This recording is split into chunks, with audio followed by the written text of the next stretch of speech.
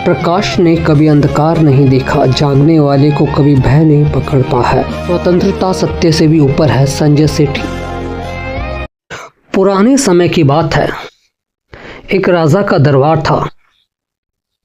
उस दरबार में उस देश का सबसे बड़ा विद्वान और ज्ञानी पंडित था। एक दिन राजा ने उस विद्वान और ज्ञानी पंडित से पूछा कि मुझे एक प्रश्न का उत्तर चाहिए। विद्वान पंडित ने कहा, राजन पूछिए। तब राजा ने पूछा कि मुझे ये बताइए कि पाप का मूल क्या है। ये सुनकर पंडित जी चुप हो गए। थोड़ी देर बाद चुप रहने के बाद पंडित जी ने कहा कि हे राजन, अभी तो मुझे इस प्रश्न का उत्तर मालूम नहीं है, किंतु आप मुझे 1 महीने का समय दें। मैं इस 1 महीने में आपके इस प्रश्न का उत्तर मालूम करके आपको बता दूंगा। तब राजा ने कहा कि यदि आप 1 महीने में मेरे प्रश्न का उत्तर नहीं दे सके तो मैं आपको आपके पद से हटा दूंगा। पंडित जी राजमहल से निकले और अपने घर की तरफ गए और घर पर पहुंचकर उन्होंने अपनी पत्नी से कहा कि मुझे राजा जी के किसी काम से बाहर किसी गांव में जाना है, इसीलिए तुम मेरे कपड़े और मेरा कुछ ज़रूरी सामान बांध दो, मुझे अभी ही निकलना है। पंडित जी उत्तर नहीं जानते थे, परंतु वह अपने ही राज्य के किसी और विद्वान पंडित से इस प्रश्न का उत्तर नहीं पूछ सकते थे, क्योंकि यदि वह पूछते तो उनके अहंकार को ठेस लगती, क्योंकि पंडित जी उस राज्य के सबसे बड़े विद्वान थे। उनसे बड़ा कोई विद्वान नहीं था, और यदि उन्हें ही इस प्रश्न का उत्तर नहीं मालूम है तो बाकी शेष तो सभी उस राज्य के उन विद्वान पंडित जी से छोटे ज्ञानी थे। इसीलिए पंडित जी दूसरे गांव गए। इस प्रकार से पंडित जी 15 दिनों तक लगातार कई गांवों में गए, परंतु कोई भी ऐसा व्यक्ति, ऐसा कोई ज्ञानी उन्हें नहीं मिला जो कि उन्हें उनके प्रश्न का उत्तर दे सके। प्रश्न बहुत साधारण सा था कि पाप का मूल क्या है। 16वें दिन पंडित जी एक गांव में पहुंचे और एक पीपल के वृक्ष के नीचे बैठ गए। जब वे पंडित जी उस गांव में आए तो पूरे गांव में उनकी चर्चा फैल गई कि फला फला राज्य के सबसे बड़े विद्वान पंडित हमारे गांव में आए हुए हैं। उस गांव में एक वेश्या भी रहती थी। ये खबर उस वेश्या तक भी पहुंची और उसने भी उन पंडित जी का बहुत नाम सुन रखा था। इसीलिए वह वेश्या उन पंडित जी से मिलने के लिए आई और उस वेश्या ने प्रणाम करके पूछा कि पंडित जी, क्या आप मेरे घर का भोजन करना पसंद करेंगे? तब पंडित जी ने कहा कि मैं एक ब्राह्मण पंडित हूँ और मैं किसी वेश्या के घर का खाना कभी नहीं खा सकता हूँ। तब उस वेश्या ने पूछा कि चलिए खाना मत खाइए, परंतु आप मुझे ये बताइए कि आप इस गांव में किस काम से आए हैं। तब पंडित जी ने अपना वह कार्य बताया जो उस राज्य के राजा ने उन्हें सौंपा था। पंडित जी ने उस वेश्या से कहा कि मुझे राजा जी ने मुझसे ये पूछा है कि पाप का मूल क्या है, और मुझे 1 महीने का समय दिया है। 15 दिन हो गए हैं, आज 16वां दिन है, और यदि मैं इस प्रश्न का उत्तर नहीं दे सका तो राजा जी ने कहा है कि वह मुझे मेरे पद से हटा देंगे। वेश्या ने पंडित जी को प्रणाम किया और अपने घर चली गई, और वह रात भर सोचती रही कि मैं पंडित जी को भोजन कैसे करवाऊं, क्योंकि मैंने तो जीवन भर पाप ही पाप किए हैं, और इतने बड़े पंडित जी आज सौभाग्य से हमारे गांव में पधारे हैं, परंतु पंडित जी तो मेरे यहाँ का खाना ही पसंद नहीं कर रहे हैं। तब वह वेश्या सोचने लगी रात भर। सुबह उठने पर वह वेश्या पुनः सुबह सुबह पंडित जी के पास गई और पंडित जी को प्रणाम करके कहा कि पंडित जी, यदि आप मेरे हाथ का बना खाना खाएंगे तो मैं आपको प्रतिदिन 1 स्वर्ण मुद्रा दूंगी।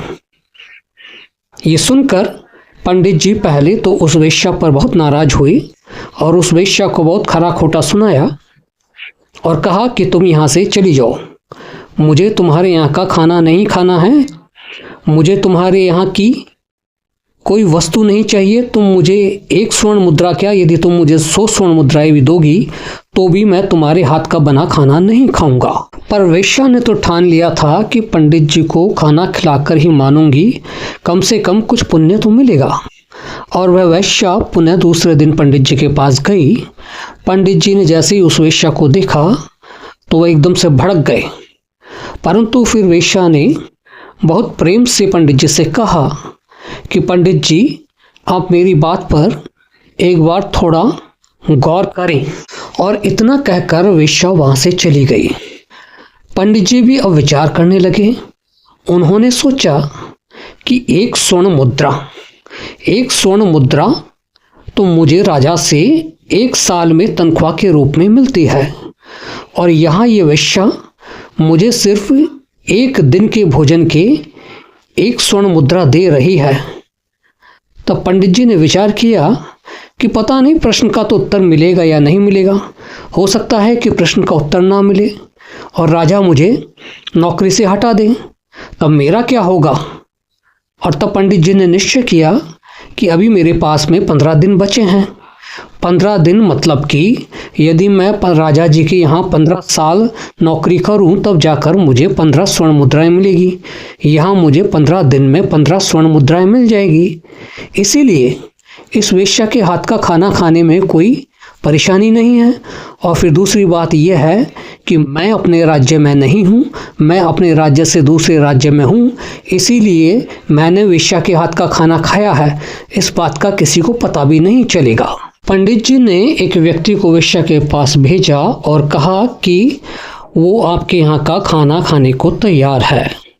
इतना सुनना था कि वेश्या बहुत खुश हो गई और वेश्या ने अपने हाथों से बहुत से प्रकार के व्यंजन बनाए और पंडित जी के लिए वह भोजन लेकर पहुंची। सबसे पहले वेश्या ने पंडित जी को 1 स्वर्ण मुद्रा दी और फिर उसके बाद स्वादिष्टतम भोजन पंडित जी के सामने रखा। पंडित जी ने भोजन किया और पंडित जी को बड़ा आनंद आया। इस प्रकार से 2-3 दिन हो गए।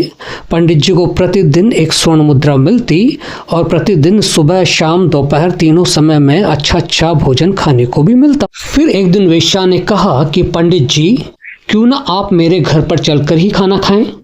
पंडित जी ने कहा कि नहीं, मैं तुम्हारे घर पर चलकर खाना नहीं खाऊंगा, मैं खाना यहीं खाऊंगा।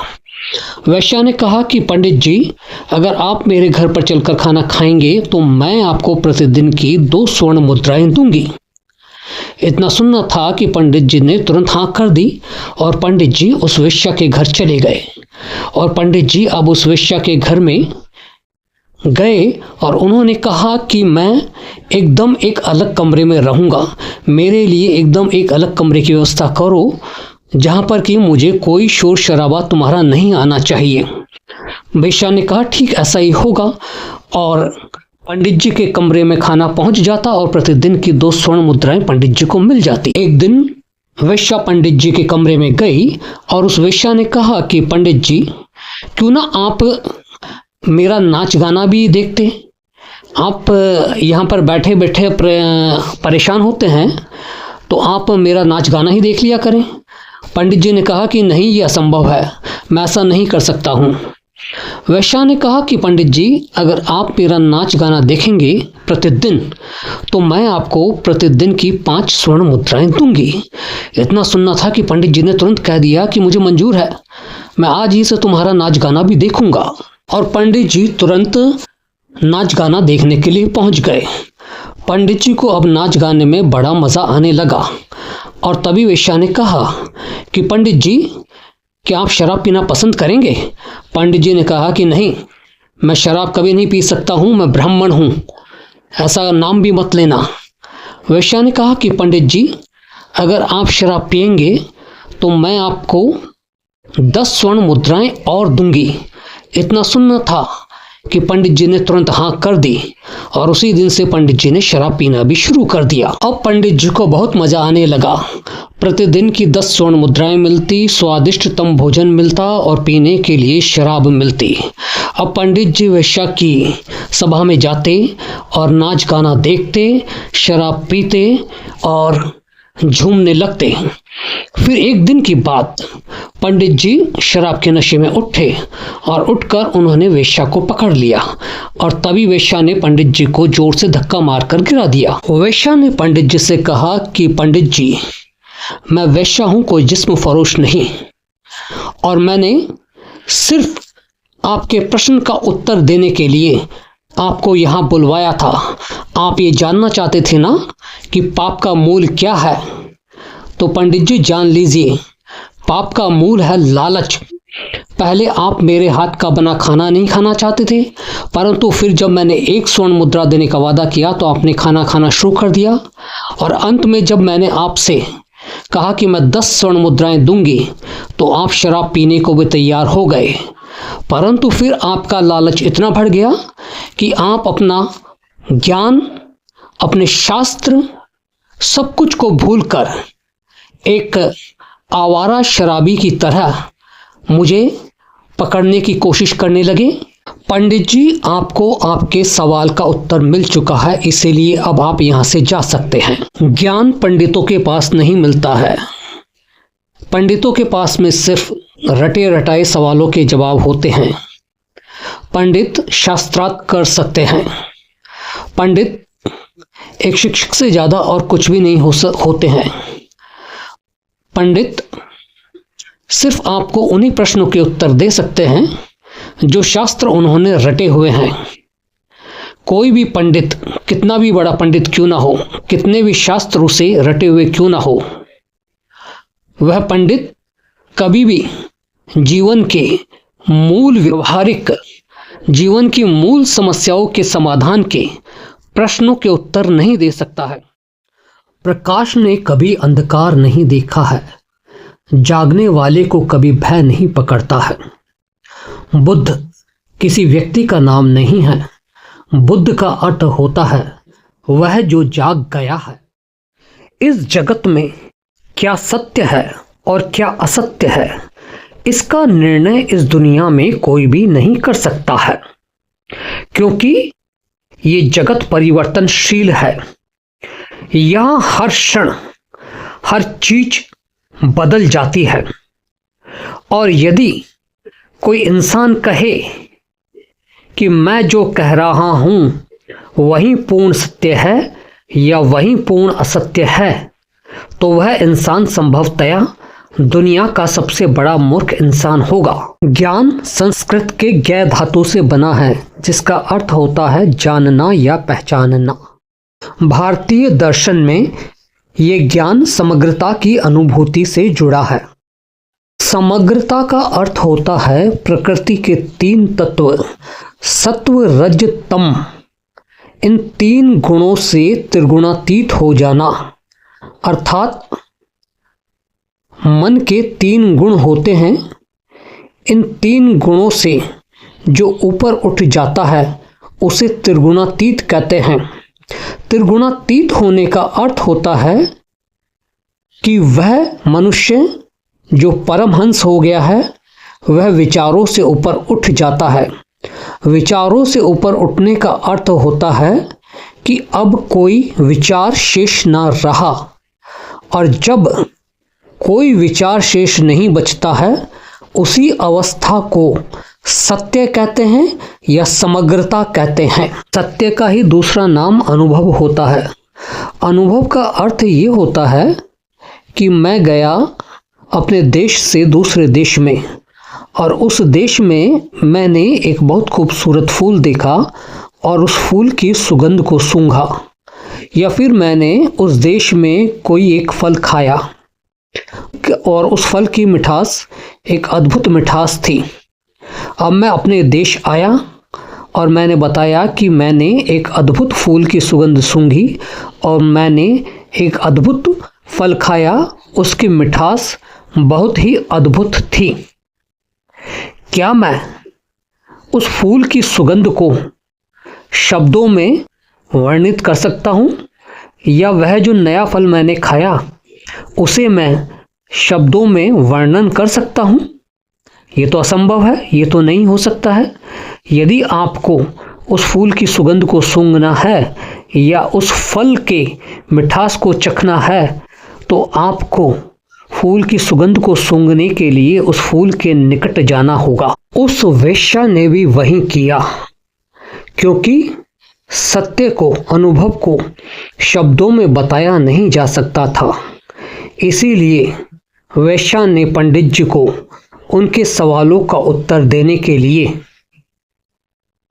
अपने यहाँ लेकर आई और स्वादिष्ट भोजन और शराब के रूप में पंडित जी को मीठे फलों का स्वाद चखाया और धन के रूप में फूलों की सुगंध को सूंघने का अवसर दिया।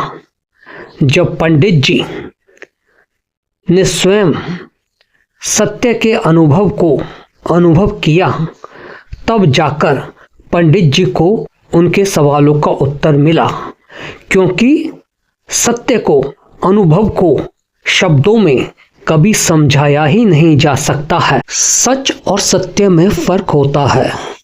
सच के विपरीत शब्द होता है झूठ, किंतु सत्य का अर्थ होता है जगत का सार्वभौमिक सत्य। जगत का सार्वभौमिक सत्य होता है कि जो आम का स्वाद भारत में है, वही आम का स्वाद शेष सारी दुनिया में होगा।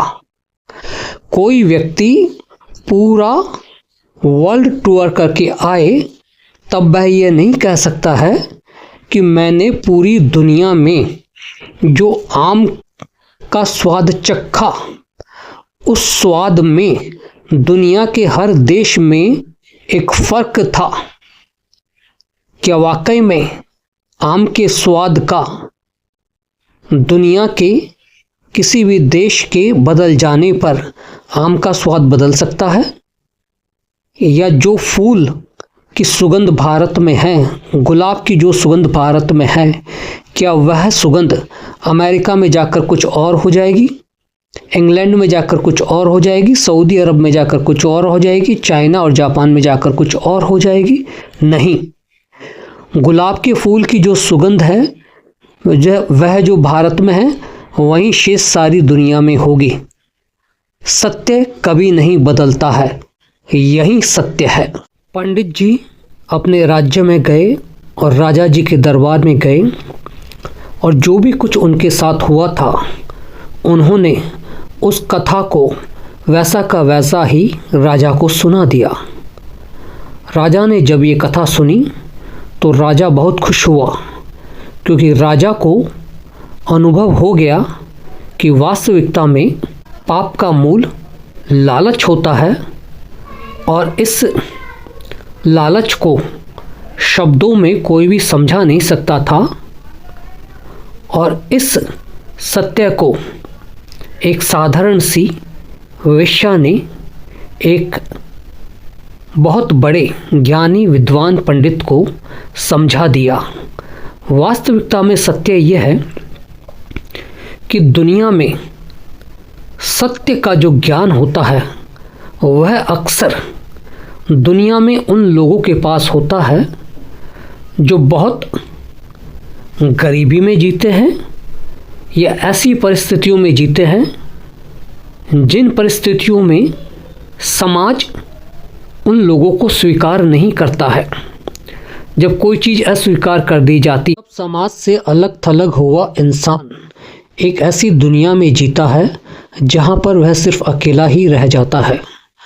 और अकेलापन अगर ज्ञान की दृष्टि से देखा जाए तो अकेलेपन में स्वयं ही सत्य प्रकट होने लगता है, जबकि जिसे समाज स्वीकार कर लेता है, जिसका समाज में मान सम्मान होता है, उसे कभी सत्य का अनुभव नहीं होता है, क्योंकि वह संसार के माया में उलझकर रह जाता है।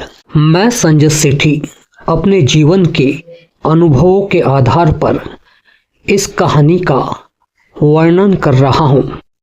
यदि आपको मेरी कहानी पसंद आए तो आप मेरे चैनल को सब्सक्राइब करें, लाइक करें, शेयर करें और कमेंट्स करें। और यदि आपके कमेंट्स मुझे ज़्यादा से ज़्यादा संख्या में मिलते हैं तो मैं ऐसी ही और अच्छी कहानियाँ आपके लिए लाता रहूँगा। धन्यवाद। यह लेख संजय सेठी द्वारा रचित एक आध्यात्मिक कथा है जो लोभ को पाप की जड़ी के रूप में परिभाषित करती है। कहानी का मुख्य ढांचा एक अहंकारी विद्वान पंडित और एक वेश्या के इर्द गिर्द बुना गया है, जहां वेश्या अपने आचरण के माध्यम से यह सिद्ध करती है कि किताबी ज्ञान की तुलना में व्यावहारिक अनुभव सत्य को समझने के लिए अधिक अनिवार्य है। पाठ का केंद्रीय उद्देश्य यह समझाना है कि सत्य और ज्ञान अपरिवर्तनीय होते हैं, जिन्हें शब्दों के माध्यम से नहीं बल्कि स्वयं के अनुभवों और जागरूकता से ही आत्मसात किया जा सकता है।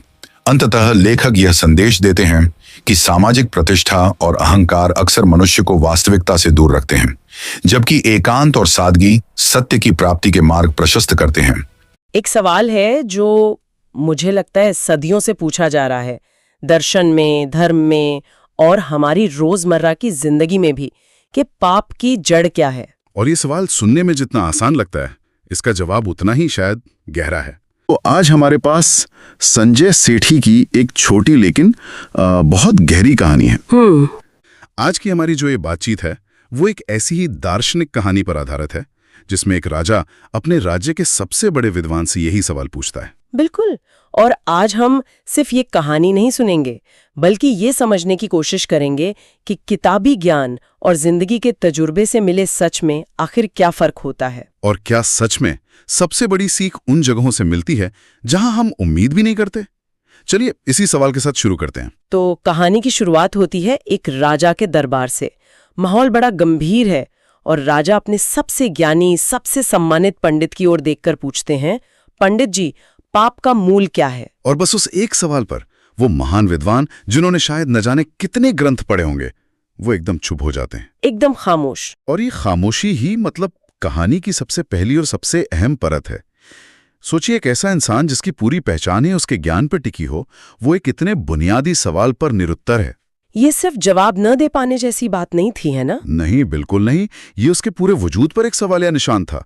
मेरे ख्याल से उनका ज्ञान जो था वो सूचनाओं का एक संग्रह था, अनुभव का निचोड़ नहीं। उन्होंने पाप के बारे में पढ़ा होगा, शास्त्रार्थ भी किया होगा, लेकिन उसे कभी महसूस नहीं किया था। मतलब उनका ज्ञान सैद्धांतिक था, व्यावहारिक नहीं। हाँ, और जब राजा ने एक जीवंत सत्य के बारे में पूछा तो उनके सारे शब्द, सारे शास्त्र, वो सब धरे के धरे रह गए। और शायद इसीलिए उनका अहंकार, उनका ईगो आड़े आ गया। कहानी बताती है कि वो अपने ही राज्य में किसी और से मदद नहीं मांगते। हाँ, उन्हें डर था कि उनकी जो सबसे बड़े विद्वान की छवि है वो टूट जाएगी। अच्छा। देखिए, अहंकार अक्सर डर को छिपाने का एक मुखौटा ही होता है, और यहां डर था सम्मान खोने का। इसलिए वो अपनी इज्जत बचाने के लिए राजा से 1 महीने का समय मांगते हैं और घर पे झूठ बोलकर जवाब की तलाश में निकल पड़ते हैं।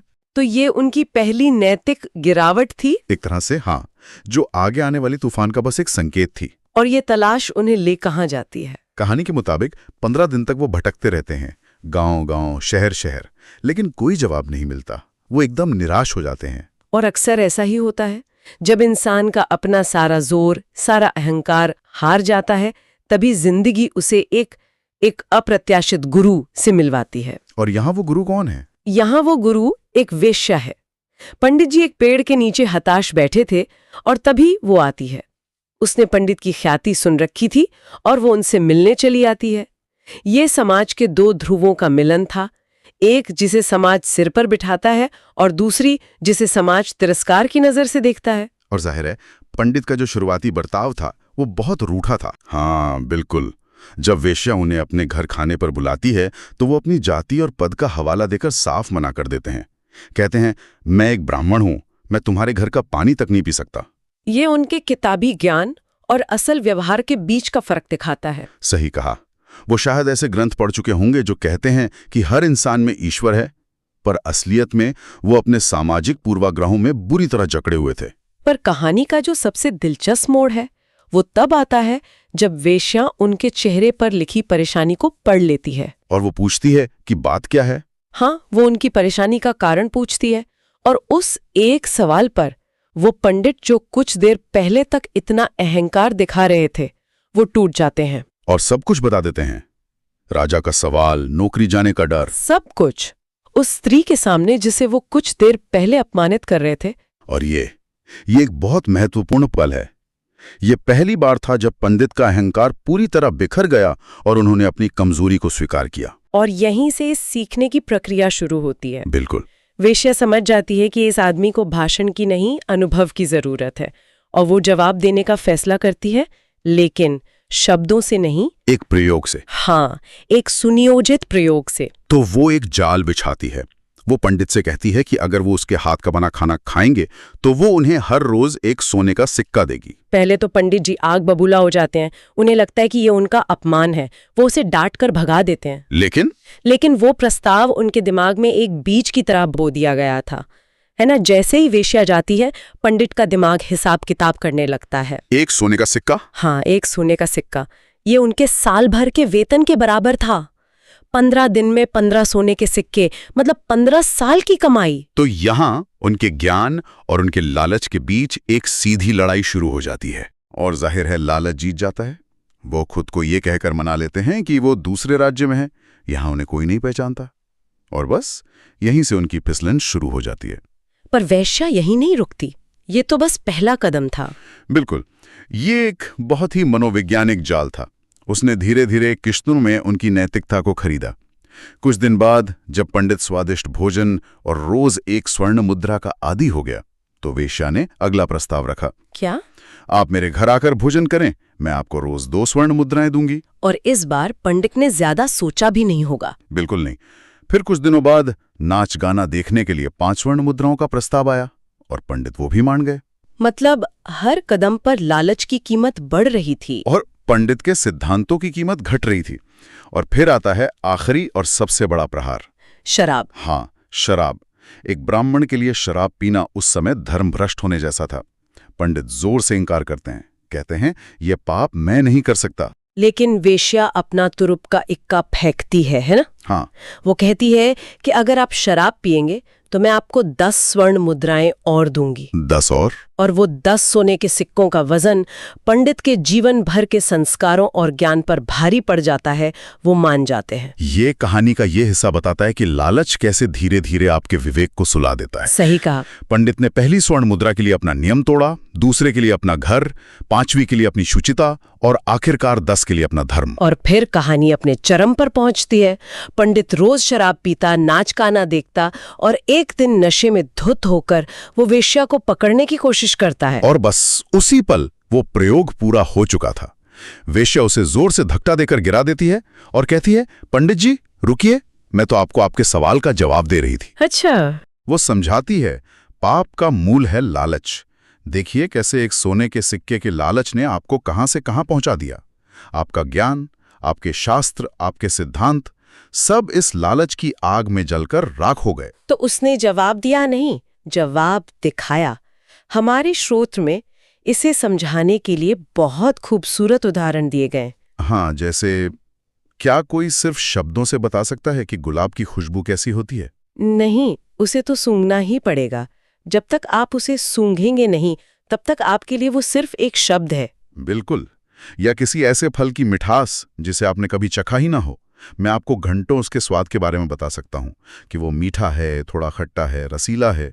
ये सब सच होगा, लेकिन ये सत्य नहीं होगा। सत्य तो उसे चखने पर ही पता चलेगा। हाँ, सत्य तो अनुभव करने पर ही मिलेगा। ये सच और सत्य का जो फर्क है, ये बहुत गहरा है।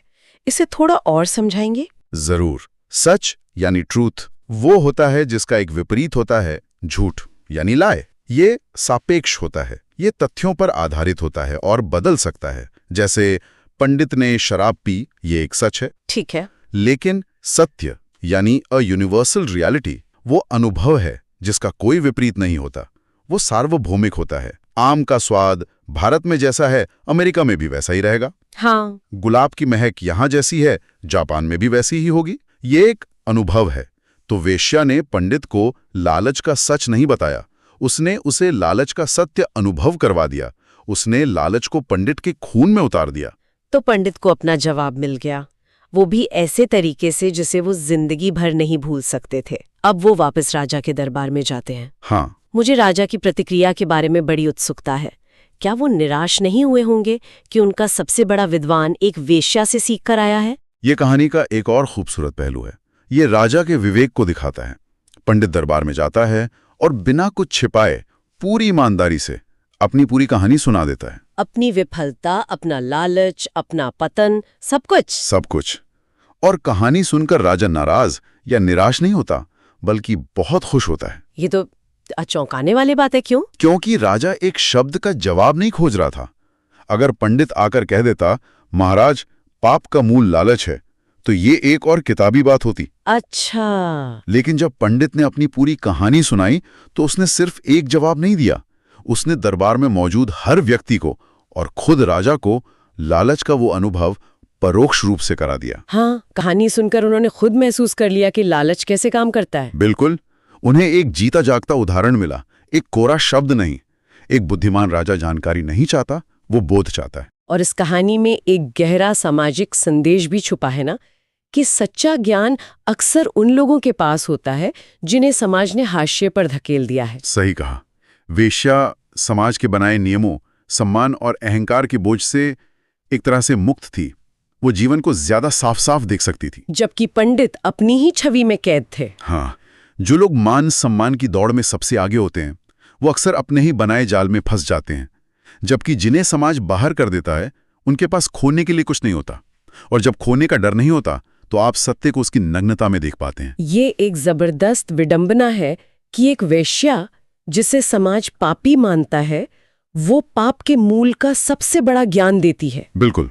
तो अगर हम इस पूरी बातचीत को समेटें, तो कहानी ने हमें दिखाया कि पाप का मूल लालच है, लेकिन उससे भी बड़ा सबक यह है कि जो सार्वभौमिक सत्य है, उसे सिर्फ जाना या बताया नहीं जा सकता। उसे जीना पड़ता है, उसे अनुभव करना पड़ता है। ज्ञान जब तक अनुभव की कसौटी पर खरा ना उतरे, वो सिर्फ एक बोझ है।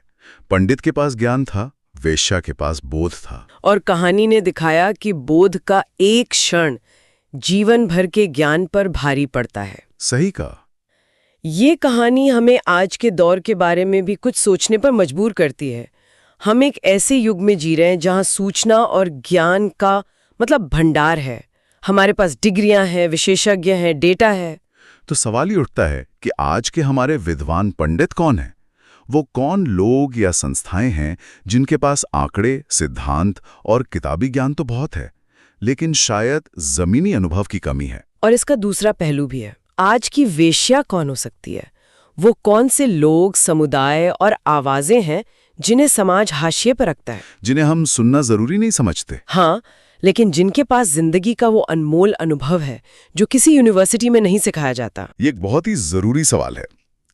अगर हम अपने स्थापित और सम्मानित ज्ञान के स्रोतों से परे देखने की हिम्मत करें, तो शायद हमें सत्य उन जगहों पर मिले जहां हमने कभी झांकने की भी कोशिश नहीं की। शायद असली जवाब हमारी नजरों के ठीक सामने है, बस हम गलत दिशा में देख रहे हैं।